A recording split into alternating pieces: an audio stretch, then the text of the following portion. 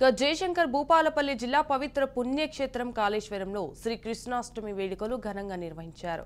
శ్రీ కాళేశ్వర ముక్తీశ్వర స్వామి ఆలయ అనుబంధ ఆలయమైన శ్రీ రామాలయం నుండి అధికారులు, అర్చకులు ఉత్సవమూర్తులను ఊరేగింపు సేవ నిర్వహించారు. అనంతరం శ్రీ రామాలయం దగ్గర ఉట్టికొట్టి కార్యక్రమం ఘనంగా నిర్వహించారు.